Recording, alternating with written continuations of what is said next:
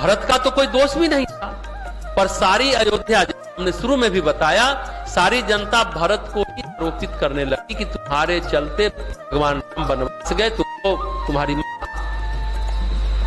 राजपद देना चाहते, भरत ऐसे निकलेंगे।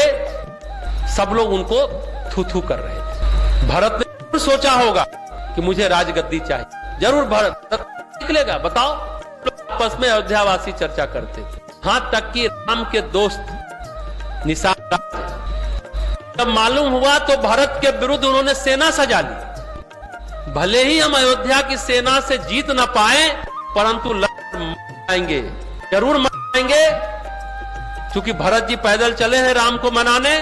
जानते हैं, लक्ष्मण जी भी भरत के विरुद्ध में हो गए, वो भी धनुष लेकर तैयार हो गए थे। आप सभी उस प्रसंग को जानते हो, सामने आ गए थे। इतना विकट संकट आज तक के इतिहास में एक निर्दोष व्यक्ति ने कभी नहीं झेला होगा जितना भरत ने झेला। अयोध्या में जो जहर उभरा, राम के बन के जाने कारण जो जहर उभरा है, वो अयोध्या का जितना जहर है कहा जाए तो 90% भरत ने उस विष का पान किया, 10% में सब होंगे। देखिए, 14 वर्ष का जो वनवास है, शुरू का समय जो है, एक बाद का समय 1 का समय, उसके बाद का समय 2.5 वर्ष। अगर हम कहें 11 वर्ष प्लस 3 वर्ष, ऐसे मान लीजिए, तो 11 वर्ष भगवान ने, राम ने सामान्य बिताया। शुरू के 1 वर्ष भरत घोर तपस्या की, भगवान 3 वर्ष ही कष्ट उठाए होंगे भगवान राम, लेकिन भरत पूरे 14 वर्ष तप करते रहे। कहां करते रहे? नंदीग्राम में तप करते रहे। 11 वर्ष तो बहुत सामान्य बीता है। राम का हालांकि स्नेह उन यथावत बना रहा। बहुत जब दुखी हुए चारों तरफ से, तो अपने कुलगुरु वशिष्ठ कहते हैं भरत कि अगर ये साबित हो जाए कि भैया मेरे कारण वनवास गए, तो दुनिया का समस्त पाप मेरे को लगे, यहां तक कि सूर्योदय के समय न जगने वाला पाप भी मेरे को लगे। देखिए, भरत ये बात कर रहे हैं, गोस्वामी जी ये कहना चाह रहे हैं, जो सूर्योदय के समय सोता है वो पाप का भागीदार होता है। सूर्योदय के समय मत सोया कीजिए, दिन भर आप 5 माला गायत्री कर लिए और सूर्योदय के समय सोए हुए, हो सकता है आप 5 ग्राम पुण्य किए तो 20 ग्राम पाप बढ़ा लिए सूर्योदय के संजय जपे। आप तुझे कह रहे हम तो इतना पाठ कर रहे हैं, कहां कुछ फल रहा है, पाप भी तो बढ़ रहा है आपका, तो अपना बैगेज हल्का कीजिए। तो विधाता मुझे घोर नरक में डाले अगर ये साबित हो जाए कि मेरे कारण भैया बन को गए। तो भरत जैसा तपस्वी, मनस्वी, सीधा सरल व्यक्ति पान कर गया। भगवान की इस लीला अवतार में सबसे ज्यादा विद्वान भरत ने किया। लक्ष्मण ने भी सहन किया, रात्रि जागरण किया, युद्ध में रहे, सहन किया, इसमें कोई शक नहीं है। प्राण भी दांव पर लगे लक्ष्मण के, पर लक्ष्मण कभी अपयश के भागी नहीं बने। शत्रुघ्न कभी अपयश के भागी नहीं बने, राम जी भी भागी नहीं बने। केवल एक व्यक्ति थे भगवान के अपयश के भागी बने। ये सबसे बड़ी विडंबना है। 11 वर्ष भगवान के वनवास, चित्रकूट का जो काल था, वो सबसे ज्यादा सुखप्रद था। कोई संकट नहीं था। पैसनी नदी में स्नान करना, ऋषियों के साथ सत्संग करना, ज्ञान चर्चा करना, कोल भील के साथ स्नेह पूर्वक रहना। भगवान श्री राम के स्नेह के कारण वन में ही एक नई अयोध्या बस गई थी, तो एक दूसरी अयोध्या बस गई। तो वह काल भगवान राम का वनवास का बड़ा स्वर्णिम काल रहा है। पर जैसे ही अत्रि के आश्रम से बड़े, सुतीक्षण का आश्रम, फिर कमंड, फिर पंचवटी, फिर खरदूषण, त्रिशला, फिर सीताहरण, फिर 2 वर्ष की घटना, 1 वर्ष तक तो सीता रावण के यहाँ रही। सीता जी ने भी फिर सहन किया, सहन सब किया है 1 वर्ष, लेकिन भरत ने सहन किया उतना किसी ने सहन नहीं किया। तो सबसे पहले गोस्वामी जी कहते हैं कि मैं भरत की वंदना करता हूं, इतना कठोर तप नंदीग्राम में रहकर किया, जिसका तुलसीदास जी कहते हैं जैसे चंपा के बगीचे में भंवरा रहता है पर चंपा के पुष्प को स्पर्श नहीं करता है। सही बात है। और कमल के पुष्प को छोड़, जिसको मोह कहते हैं ना, ये मोह में रहता है भंवरा। भंवरा से ये मोह को अगर समझना हो ना तो भंवरा के जीवन चक्र को देख करके आप समझ सकते हैं। भंवरा जो लकड़ी में भी छेद कर सकता है, लकड़ी में भी छेद कर देता है, वही भंवरा जब कमल के फूल पर बैठता है और सूर्य अस्त हो जाता है, कमल बंद हो जाता है, भंवरा होता है कि फिर सूर्योदय होगा, कमल खिलेगा, फिर हम कमल पर मंडराएंगे, कमल का पान करेंगे, भ्रमण करेंगे। इतने में क्या होता है, रात में हाथी आता है और कमल हाथी को पसंद है और भंवरा सहित कमल को खा जाता है। यही है मोह। मोह में आदमी कितना कमजोर होता है।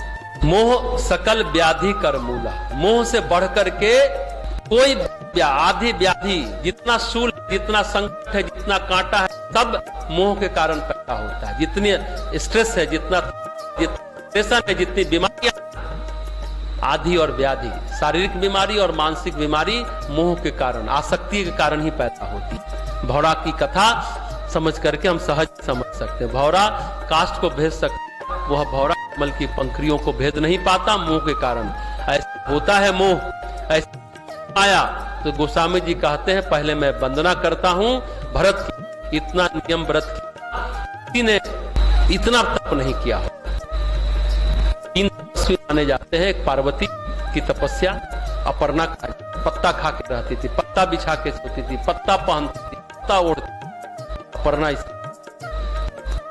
3 तपस्वी माने जाते हैं जिनका जोड़ अब तक नहीं। एक भरत, एक और दूसरा, तीसरा राजा ऋषि अगस्त, जिससे रावण भी, त्रिलोक स्वामी रावण भी डरता था। तो 3 तपस्वी बड़े भारत के प्राचीन इतिहास में बड़े तपस्वी माने गए। सबसे बड़ी बात है वो रात दिन जगते थे, रात दिन भगवान का नाम लेते थे। भरत राजकाज तो सही एक तरह से शत्रुघ्न चलाते थे, नंदीग्राम में रात दिन कहते हैं इतने साल तक जगे रह गए। ऐसा नियम व्रत किया, इतना डर से रहे कि इतना ब्रह्मचारी रहे कि अयोध्या में 14 वर्ष तक किसी को पता नहीं हुआ, इतने बड़े तपस्वी थे भरत। ऐसा नियम कठोर था, ब्रह्मचर्य का पालन किया और भरत के कारण सभी ने ब्रह्मचर्य का पालन किया। तो इधर जो भगवान राम का कह सकते हैं पूरा जितने हैं सब सामान्य तौर पर रहे हैं। तो कहने का मतलब कि तपश्चर्या इतना जबरदस्त है, लेकिन सबको तप का अहंकार हो जाता है। लेकिन एक भरत है जिनको अहंकार रहता है, वो तुलनीय है, किसी से उनकी तुलना नहीं की जा सकती है। भगवान राम में प्रथम वंदनीय है भरत। तुलसीदास जी कहते हैं ना कि मैं सबसे पहले वंदना करता हूं भरत के चरणों की, वंदना करता हूं उसके व्रत की, नियम की, तपश्चर्या की और उनके अनुशासन की। बड़े बड़े ऋषि मुनि भी आश्चर्यचकित रह जाते थे कि भरत इतनी तपश्चर्या कैसे कर सकते हैं। इतना गहन तप कोई ऋषि, कोई मुनि नहीं कर सकता। सभी लोग आपस में बात करते थे। भक्तों के चरित्र का जितना स्मरण करिए उतना ज्यादा पुण्य की प्राप्ति होती है। जितना आप चर्चा भक्त की करते हैं, भक्त की चर्चा करेंगे तो भगवान वहां प्रकट हो जाते हैं। भगवान कहते हैं मैं भक्त हूं। भगवान खुद अपने बात में कहते हैं मेरे भक्तों के जो भक्त हैं मैं उनका भी भक्त हो जाता हूं। मैं भक्तों का भक्त हूं और मेरे भक्तों के जो भक्त हैं मैं उनका भी भक्त हूं। क्या बात है। तुलसीदास जी हनुमान चालीसा में भी कहते हैं ना, तुम सब प्रिय भरत सम भाई। हे हनुमान, तुम भरत के समान मुझे प्रिय हो। उन्होंने, राम ने ये क्यों नहीं कहा कि तुम लक्ष्मण के समान प्रिय हो, शत्रुघ्न के समान प्रिय हो, तुम दशरथ के समान प्रिय हो। ये कहा तुम भरत के समान प्रिय हो। भरत भगवान को अतिशय प्रेम जो करते थे, तो भगवान भी बहुत प्रेम करते थे, इतना कोई प्रेम कर नहीं पाया। तो भक्ति क्या होती है, इस पर भी एक कथा सुन करके बात को समाप्त करेंगे। भगवान तो सब प्रेम करते थे। कुरुक्षेत्र में कृष्ण भगवान, अब नारद जी ने लीला रची कृष्ण से, कौन आपसे कितना प्रेम है जरा पता करो। सभी रानियां कहती हैं आपकी 16,000 कि हम भगवान कृष्ण बहुत प्रेम करते हैं। तो कुरुक्षेत्र में मेला लगा था, सभी लोग आए थे। बाबा यशोदा गोपी गोपिका भी से गई थी, द्वारिका से भी सब रानियां आई, सब लोग आए हुए थे।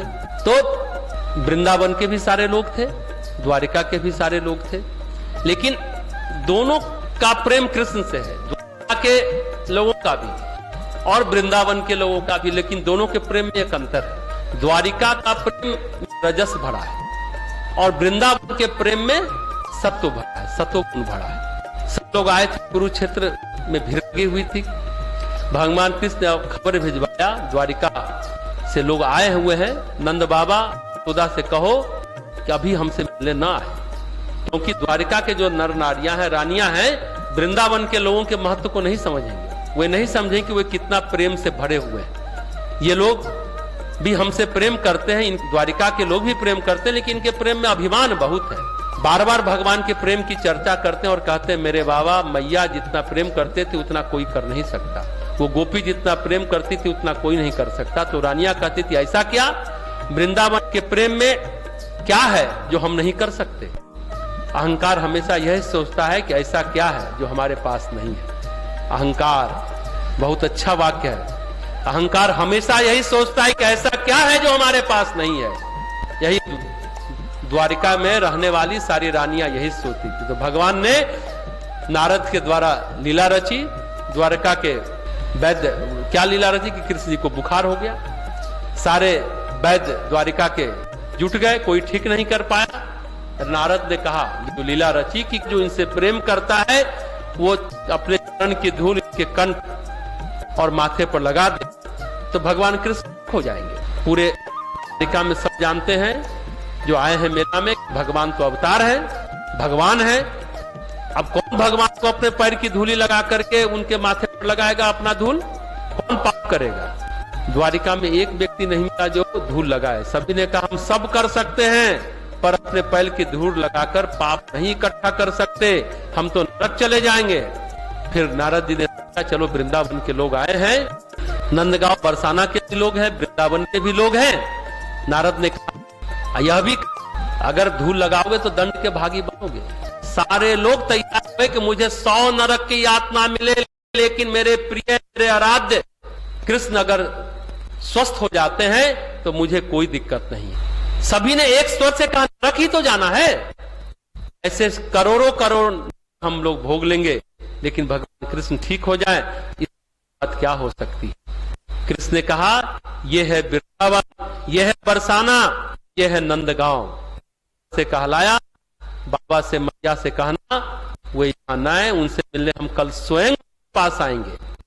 तो यह है प्रेम, इसको कहते हैं प्रेम। तो भगवान भक्त के हृदय में रहते हैं। भरत की भक्ति ऐसी भक्ति थी जो वृंदावन वासियों की भक्ति थी, जो कृष्ण के लिए हर नरक में जाने के लिए तैयार थे। द्वारिका के लोग हर नरक में जाने के लिए द्वारिका नहीं थे, लेकिन वृंदावन बरसाना और नंदगांव के लोग हर नरक में जाने के लिए तैयार थे। राम के लिए घोर अपयश भोगने के लिए तैयार थे। इसको कहते हैं प्रेम। भरत की भक्ति में अतुलनीय प्रेम था, अद्भुत प्रेम था। ऐसे प्रेम की वंदना तुलसीदास जी करते हैं। सर्वप्रथम मैं भरत के चरणों की वंदना करता हूं।